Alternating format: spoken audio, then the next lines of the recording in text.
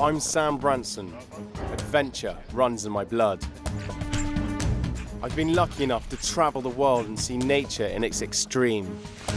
I'm fascinated with how violent our planet can be, so I'm heading to a high-altitude front line to investigate the power of winter. The slope shatters like a pane of glass. It's like thunder. The whole mountain just rumbles. I'm going into the wilds of the Rockies to test the technology that battles mountains of snow and meet people who've survived a brutal roller coaster ride. Snow was going over top of me and I couldn't see anything. I'll discover how hard it is to rescue someone from an avalanche. Think I got him, guys? We need to get him out fast. And experience what it's like to be buried alive. His heart rate's going up, it's 93. By the time I take a deep breath, I can feel the snow impacting on my lungs.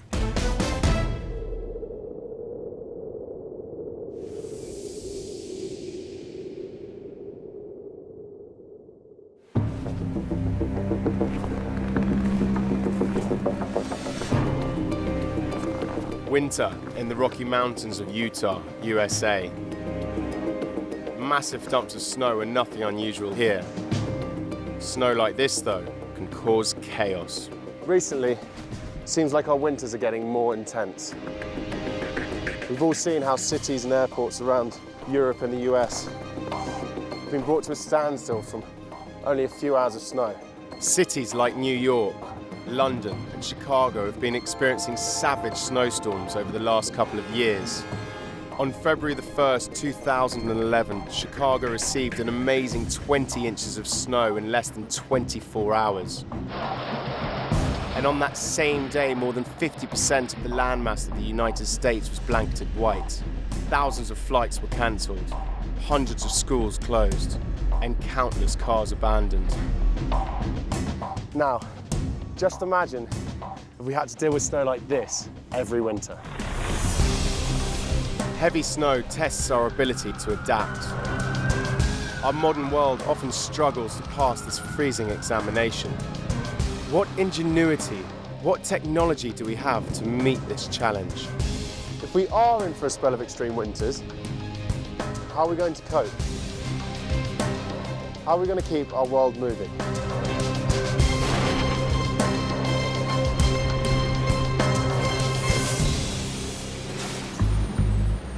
London Heathrow, December the 18th, 2010. Just an hour of snow crippled one of the world's busiest airports for 4 days. But airports next to high mountain ranges have to handle heavy snowfall all the time. I've just landed at Salt Lake City International in Utah. Here, they get 6 to 7 feet of snow each winter. Salt Lake City gets all this snow because it's 4,300 feet above sea level and slap bang next to some huge mountains, the Wasatch Range of the Rockies. When it starts to snow at the airport, powerful plane de-icing machines spring into action. Then they unleash their big guns.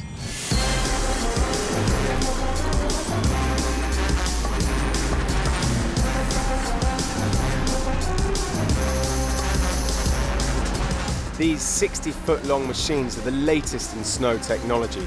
Each plough with its broom and blower can clear 500 tons of snow per hour. $24 million of specialised equipment to battle the elements. I've joined lead snowplow driver Harvey Murphy. Is there a lot of pressure on you guys to make sure the runways are clear? You know, absolutely, that's our job, that's what we're here for, that's what we're getting paid for. When planes are stacking up in the sky waiting for a runway to be cleared of snow, all eyes are on these plow drivers. It's a big responsibility in trying to get it open. You know, they're up there, they want to get down. A lot of them only have so much fuel, they don't want to divert. When you have a heavy snow, it's like everything hits you at once. It's a constant battle, really, isn't it? It is constant.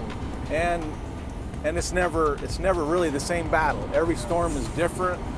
You know, all the conditions vary from storm to storm, so you have to be able to adapt and change and be able to move with the storm.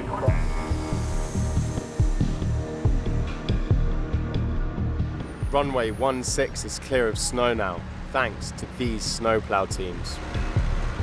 It was amazing being in Salt Lake City Airport and seeing the operation they've got going there. It's just unbelievable the amount of manpower and machine power they've got going and the organisation that's gone into keeping that airport open during snowy weather.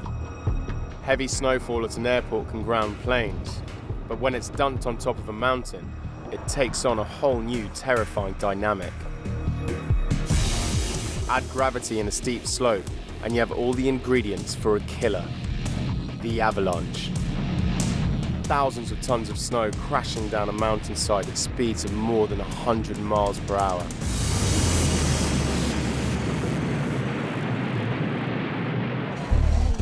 Every year, avalanches kill and injure hundreds of people around the world, and the numbers are rising. Near Chamonix in the French Alps, 12 people were killed in 1999 when a massive slide smashed through these buildings. In February 2010, 166 people were killed by a devastating avalanche that struck the Salang Pass of Afghanistan. And in the United States, avalanches now kill 5 times as many people as they did 40 years ago.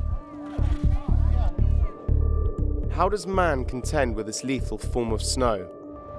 I want to learn more and ultimately test myself against this deadly force of nature. So I'm leaving Utah, making for the San Juan Mountains of southern Colorado. It's an 8-hour drive.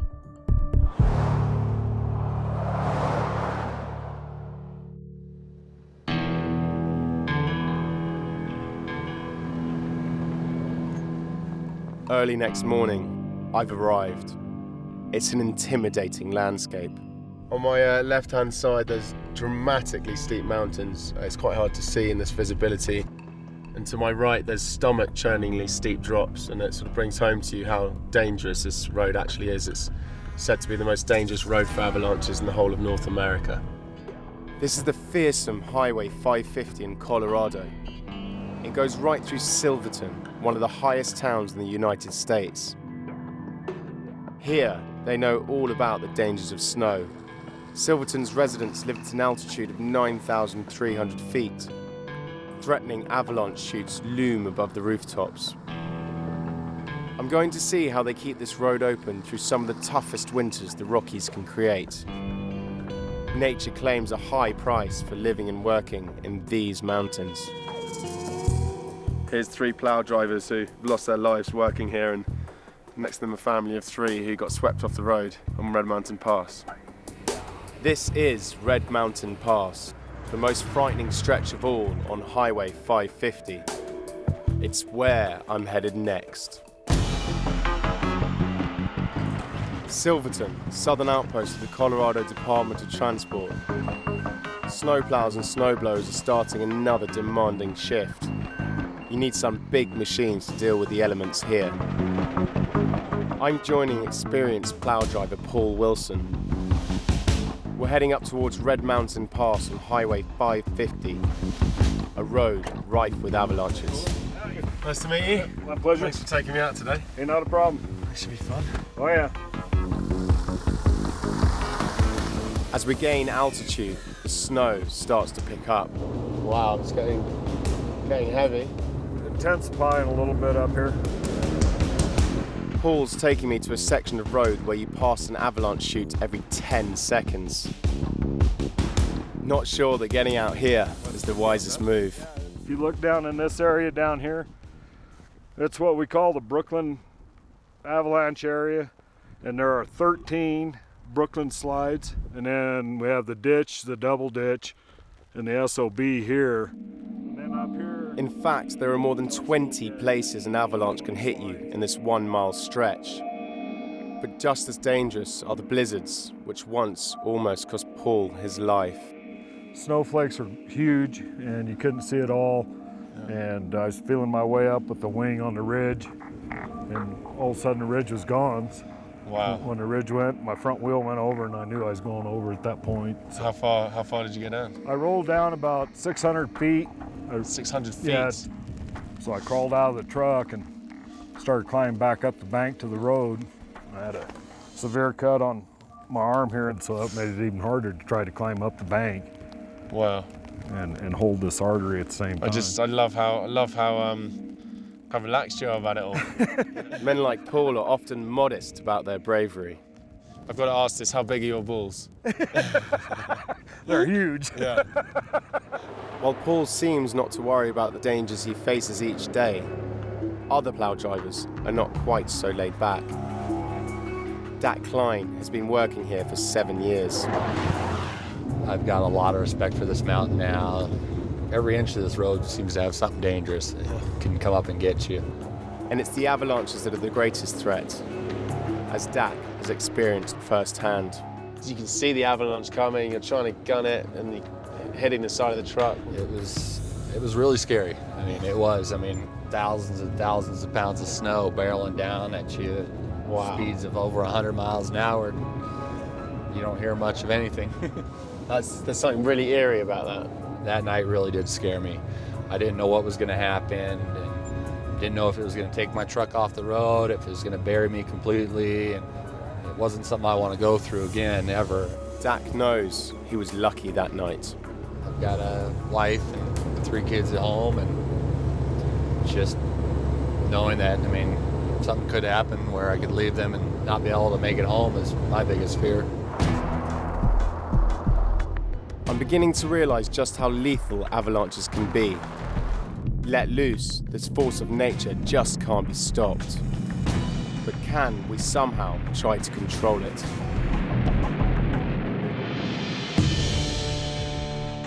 A 1,000 miles northwest of Colorado lie the Cascades, a mountain range right on the border of Canada. In the high alpine forests is a place called Stevens Pass. A typical winter here can produce more than 500 inches of snow.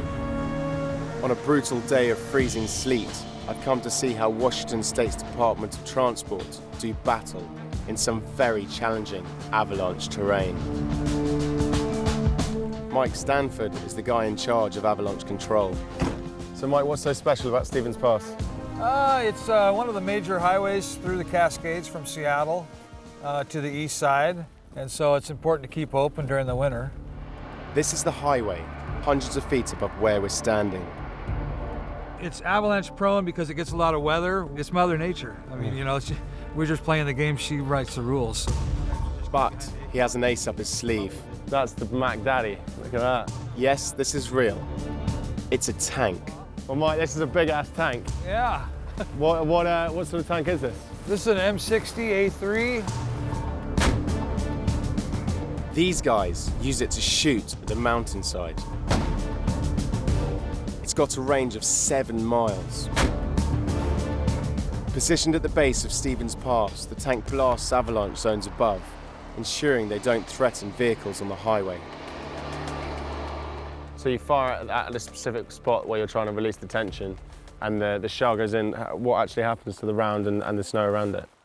It pretty much gets blown to hell. So just up here? Yep, just climb up on her. First time on a tank.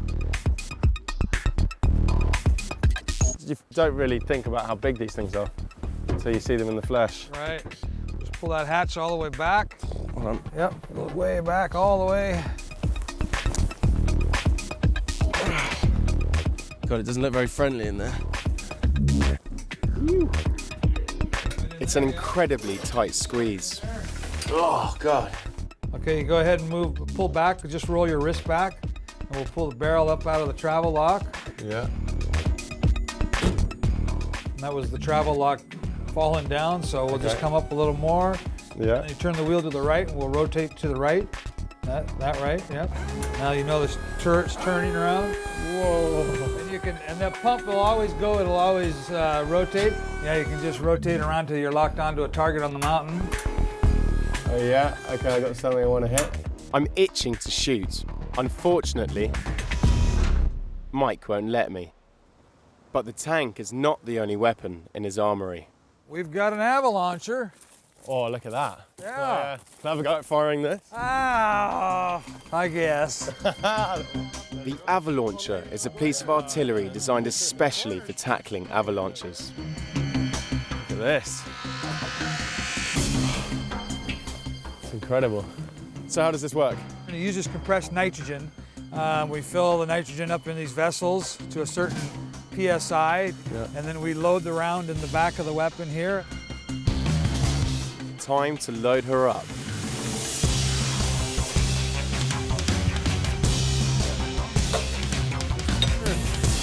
And what we'll do is we'll put about 170 pounds in there. It's really boys with their toys, isn't it? Yeah, it really is. So right now this thing's armed and dangerous. Yep, armed and dangerous, exactly. To shoot, we go to a position under the avalancher. Are we ready? Yep. Okay. All clear, ready to fire? Fire. All clear, ready to fire.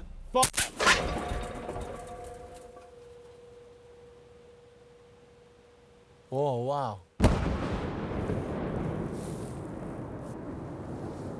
That is seriously loud. Okay, that was a good shot.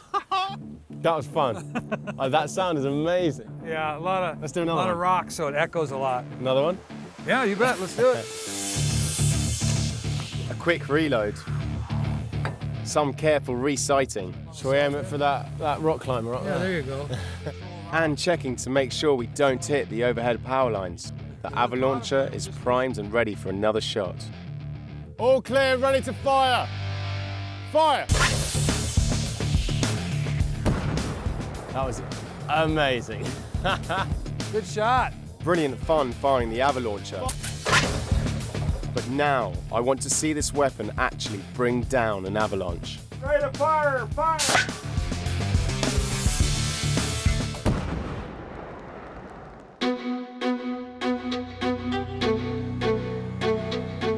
High in the Rockies, Loading! an avalancher is getting ready to shoot. Armed! Ready to fire! Safety's off! Clear to the rear! Cover your ears! Clear to the front! Ready to fire! Fire!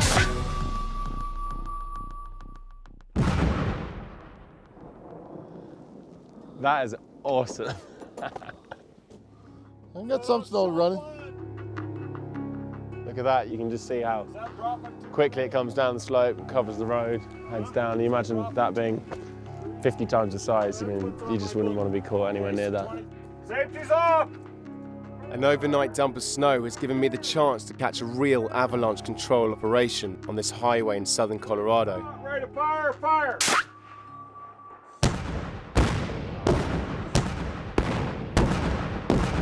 Wow!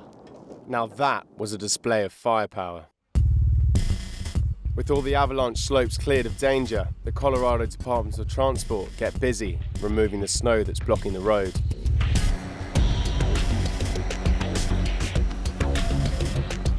This beast of a machine is a snowblower. It can blast away thousands of tons of snow per hour. It eats up the avalanche in no time.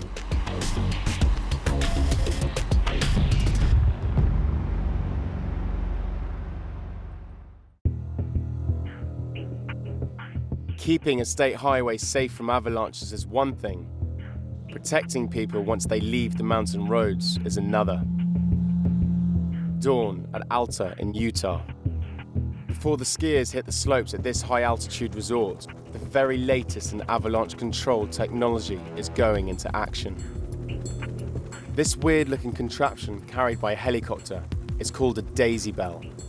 It's designed especially for inaccessible mountain peaks. As the chopper hovers over the target area, the daisy bell creates a high-powered blast of air, exploding a mixture of hydrogen and oxygen inside the bell. This shockwave clears the mountain slope of avalanche snow. The explosion's just gone off and you can see the avalanche starting to form, just going down the mountainside right now. It's amazing. The daisy bell's work is finished, and Alta's slopes are soon packed with skiers.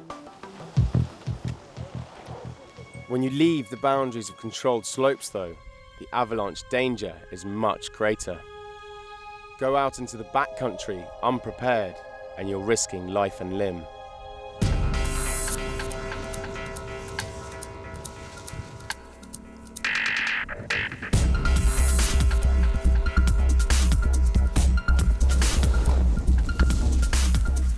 I love snowboarding in this kind of terrain. But it's clear I need to know a lot more about when and where an avalanche may strike. Especially as I'm going to be putting myself in harm's way. I'm at the Utah Avalanche Forecast Center. It's a bit like mission control. How you doing? Bruce, nice to see you. How are you? Very good, to thank see you. Yeah. Former ski racer Bruce Tremper is one of a team of avalanche forecasters who study a complex mix of weather and snow data to produce a daily internet bulletin. His forecasts cover the backcountry, the thousands of miles of potentially dangerous terrain outside the controlled ski areas. As soon as you go outside of the boundaries of a ski resort, then you're stepping into the Stone Age. You know, you have to be your own avalanche expert, and there's nobody to rescue you. So that's where we come in. We tell people exactly what kind of avalanches they're going to find, how to recognize them, how to behave around them. Avalanche forecasters look for weak layers of snow on a mountain slope. New heavy snow falling on a weak layer spells danger, which is why Bruce spends a lot of time out in the Utah backcountry doing snow pit tests. Bruce, what's the purpose of digging this hole? Well, we're going to look at the layers of snow because it's the weak layers that cause avalanches. Do some tests on them, and this is a really good predictor of whether a person can trigger an avalanche or not. Straight down? Straight down. All the way? All the way. And then we'll just take the shovel, put it on top. Okay. And then just tap 10 times with the your hand. hand like this, just from your hand. Seems And then pretty stable. let it drop from your elbow. And you see, it's starting to mush out right here. It's Yeah, not it's like really popping out Yeah. on a clean surface. Bruce is looking for a clean surface on this block of snow because it's the telltale sign of a weak layer. As winter passes, snow on a mountain slope builds up into layers. When a lower layer is weaker than the one on top, it can suddenly fracture. All it needs is the right trigger. When this happens, the layer above slides off into an avalanche. So an avalanche is going to occur on some weak layer in here. We don't know which one it is, but this determines which one is the weakest and then how much force you have to add to make it fracture. Bruce is like a snow guru. There's so much I can learn from him. For myself and a lot of people, snow's just this fluffy, playful thing that looks beautiful, can get you off school, you can do sports in it, but snow can be a very lethal element. I love snow. I love riding on snow. I love everything about snow, but it has a double-edged sword. It's very, very dangerous. If you get caught in an avalanche, you can easily be killed. The time when avalanche accidents occur are days exactly like today, the first sunny day following a storm, because sunshine makes people feel good, but the avalanche doesn't necessarily share your opinion. Who are the people most at risk of being caught in an avalanche? In the United States, it's primarily snowmobilers, and it's no wonder because snowmobiles can access any terrain that a skier or a climber or a snowboarder can, and you can do it very, very quickly. You can cover 100 times the amount of terrain that a skier can in a day on a snowmobile. And the more backcountry terrain you can get to, the more likely you are to enter a zone of potentially deadly snow. Stunning virgin snow like this is the holy grail of the snowmobiler.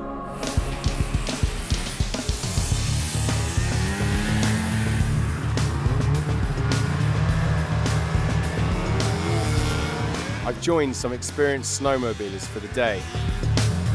These guys get their kicks exploring wild snow country.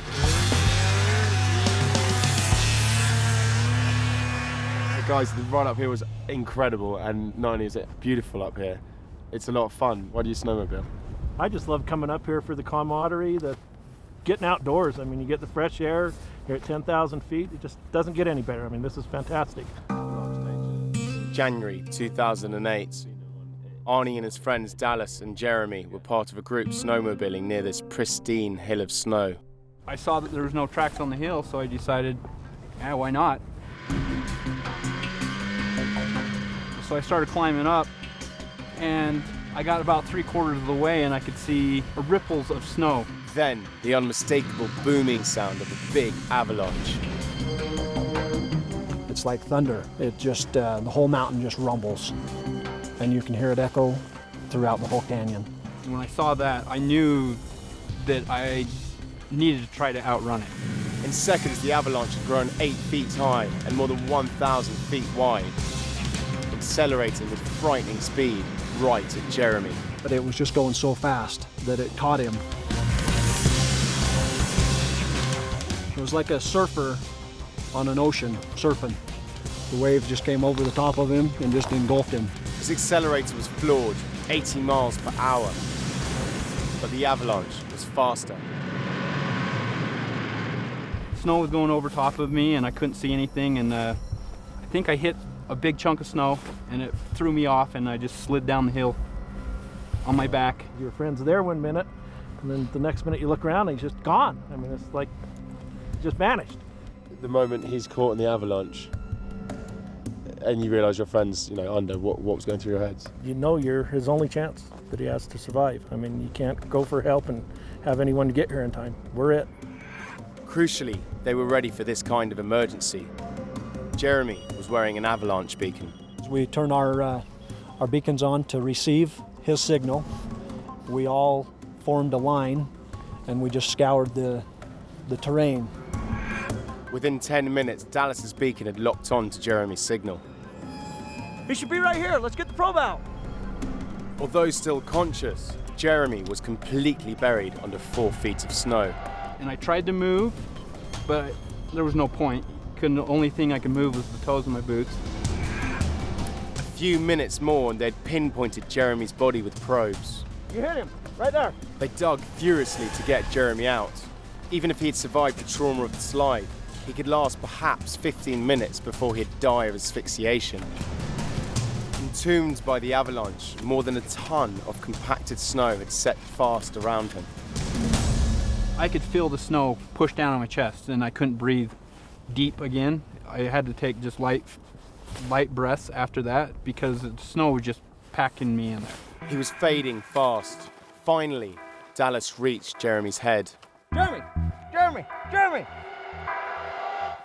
Gotta get the snow out. Jeremy's condition was critical. Well, he was not breathing. His face was gray. He was basically lifeless.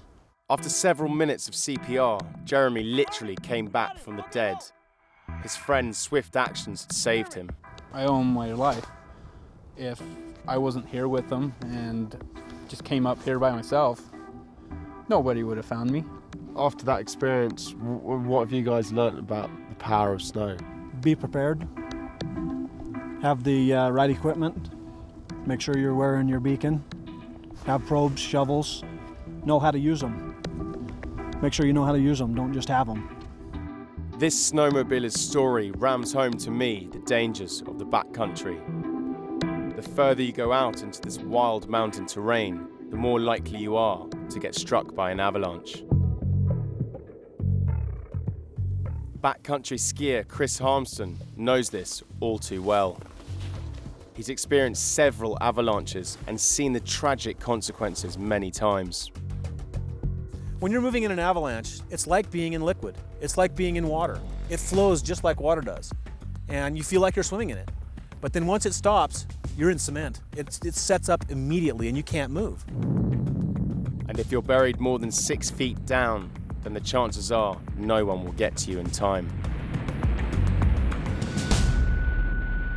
I've lost a number of friends to avalanches over the last 25 years.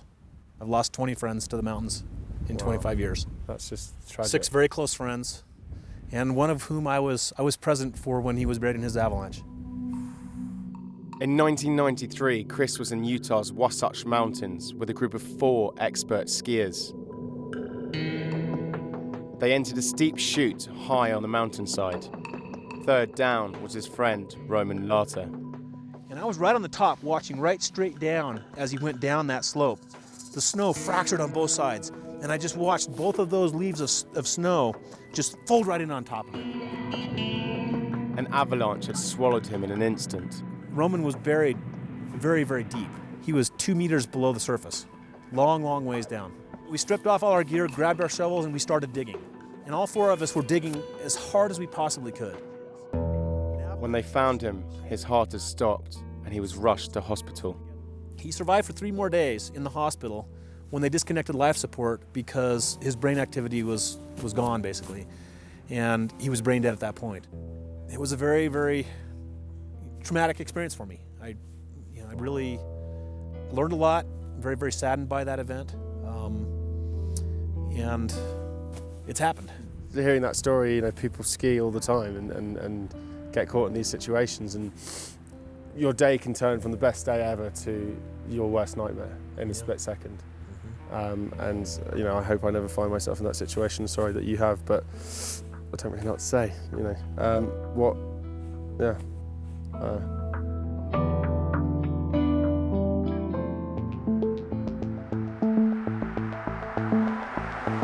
I've heard shocking accounts of avalanche accidents, but now I want to confront this force of nature head on. So I'm driving hundreds of miles to a remote mountain destination in Colorado.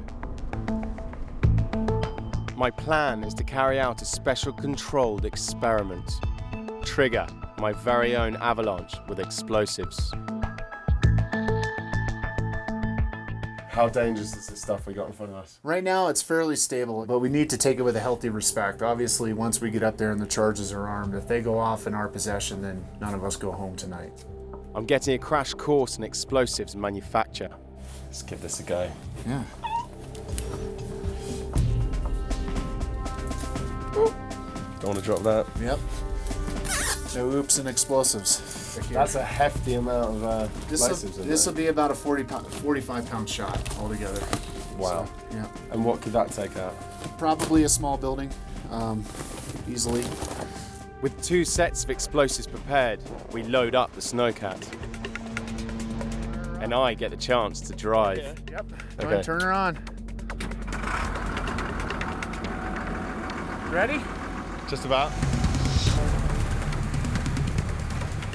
We're heading way out into the backcountry to a place where Chris and his team carry out avalanche-control training operations. A stunning location.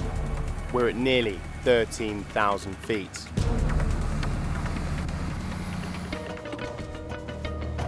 For my experiment, this dummy, as heavy as an average male, will be an avalanche victim. We're dragging him to a position on the slope that will maximize his chances of being buried. My test will be to rescue him as fast as possible, as in a real life or death situation. Time to set the explosive charges. Attention all mountain radios. Chicago Ridge will be conducting explosive testing on the heads wall for the next 2 hours. We're taking the explosives to a point right at the very crest of the slope. It was quite scary walking down here. We're basically standing on the very top of what is potentially a massive avalanche. We pay out the detonation cord, then light the fuse. It's on a 2.5-minute timer. Fire in the hole, 3x5, heads wall. 2 minutes, 2 minutes on heads wall. When you pull that cord, lighting the fuse, you always runs through your head what would happen if it went wrong. I just tensed up and I thought for a second, what if this is the last thought I have? We have 30 seconds till detonation. Oh God, I'm nervous.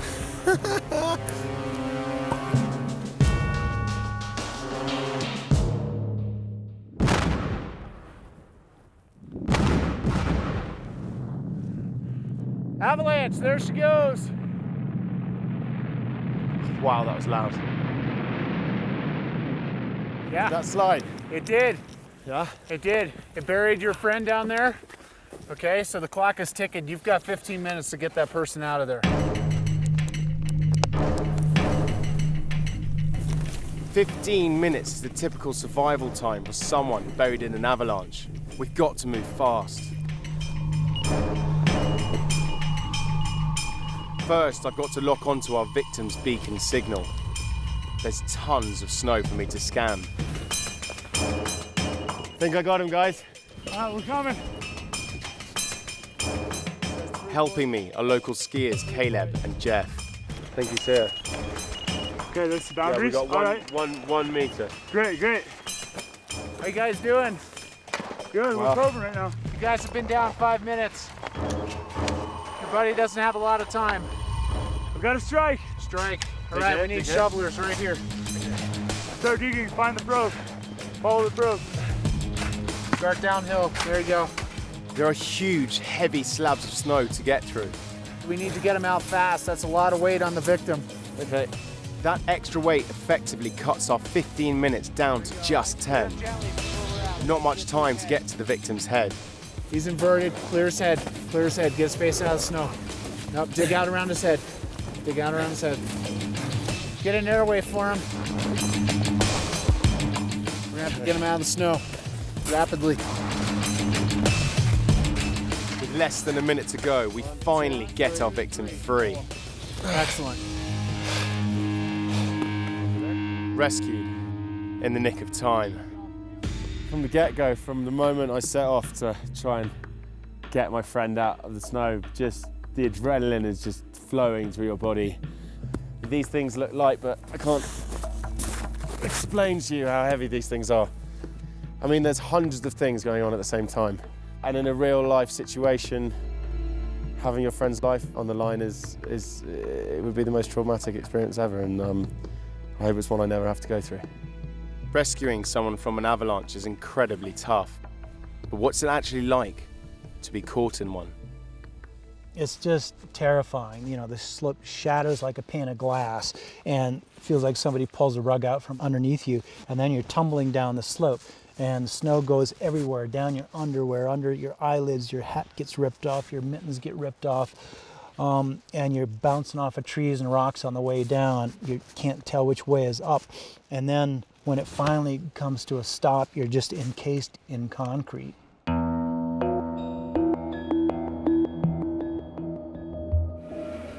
Canyon Ski Resort in Utah. This is where I'm going to test myself to the limit against the lethal power of winter. I'm going to be buried in snow that will replicate real avalanche conditions. It's one thing rescuing someone from an avalanche, but being buried in one yourself is a completely different matter. I'm about to find out just what that feels like. In this forest hideaway, something's being prepared for me. Hey guys. How are you? Oh, a little bit nervous. Good. I'm meeting Chris Harmston again. He's built this snow chamber for my final challenge. It's where several feet of snow will be hard packed in on top of me. A team led by Dr. Colin Grissom, an expert in the science of avalanche survival, will be using me as a guinea pig. If you're buried in an avalanche, essentially statistics show you have 15 minutes to get out. But I'll be using this clever piece of avalanche survival technology, the Avalon breathing apparatus. The Avalon buys you a lot more time, 2 or 3, 4 times that much time, depending on the conditions. While I'm under the snow, the doctors will be constantly checking my heart rate, skin temperature, and the levels of oxygen and carbon dioxide in my body. The only reason why you need this much medical kit is if there's something dangerous going on. So, yeah, it's sort of bringing home to me the reality of what we're about to do. Okay, piece. There you go. Wired up, I put my Avalon backpack on. Moment of truth, into the snow chamber. Okay, just go ahead and have a seat right there on that chair. A small camera and light sunk into the snow will enable everyone to watch me. Chris makes his final adjustments. Okay. Okay, can you hear me? Copy that. We have readings. We're good to go with everything. Okay. Radio's on so I can talk to the doctors. And in case I freak out from claustrophobia and they need to get me out quick. As long as it's about in that area. Then the shovels get to work.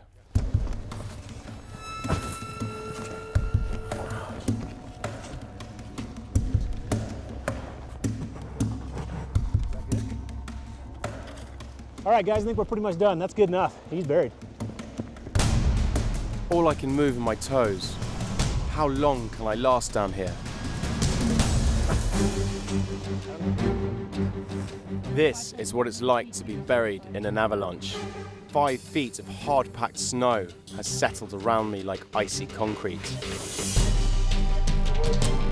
How will my body stand up to this ordeal? And that's 17 minutes of full burial, breathing on the avalanche. At this point, statistically, survival would drop to 30%. How long can I hold out? Amazing, even if I try and Slightly fight against it, there's just absolutely no movement. if I try and take a deep breath, I can feel the snow. Impacting on my lungs. My lifeline is this avalanche. Without it, I would by now be dead from asphyxiation, overcome by the carbon dioxide I breathe out, which the snow traps around my head. Slowly feel the cold creeping in to my skin and seeping, slowly into my body. starting to get the odd shiver. My aim is to endure a whole hour down here. It's as much psychological as physical battle. 45 minutes, the final phase of my test begins. They're digging down to me, but this is not the end. Now my life support is going to be taken away. Chris cuts the avalanche tube. So right now he's just breathing on the mouthpiece. Okay, Sam, I'm gonna cover you back up. Sealed back in for a few terrifying minutes, I'm going to experience an avalanche with no survival aid. It's like having a plastic bag over your head and trying to breathe. 2.5 minutes without the avalanche.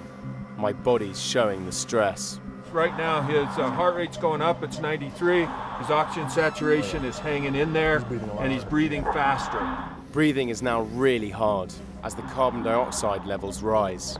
Oh yeah, he's breathing a lot harder. Yeah. 6 minutes, alarm bells are ringing as my carbon dioxide goes critical. He's only going to last another minute. Hang in there, it's going to be about another 30 seconds and then we're going to come get you. So 10 more seconds, 86, 85, 86. 5 seconds. Okay, 87, 85, 85. Turn on the oxygen. Okay, we'll start digging everything out. 15 liters. 15 liters per minute. Oxygen is pumped in to stop me blacking out, and the diggers work like mad to get down to me. And then you hear that shoveling. Makes you sort of Realise that you're not alone, I think. You're not alone, mate. We're on our way. Wow. Well, good job. Way to go. Way to hang in there. That's not an easy thing to do. As soon as I started to imagine being someone stuck under the snow and not knowing if someone was going to get them out, everything changed within literally a split second, and I started to feel a lot more claustrophobic, a lot more disorientated, kind of freaked out, and then I had to reassure myself that there's people to get me if need be. Basically, you were dying right there. You were on the verge of passing out and losing all the oxygenation in your blood. Way to go. I'm glad that's over. What an incredible journey I've had. Traveling from sea level to 13,000 feet. Driving over 3,000 miles. My eyes have been opened wide by the ingenuity and the courage used in the battle with winter. I felt the deadly power of snow take me to the very brink, and it's not something you ever want to experience.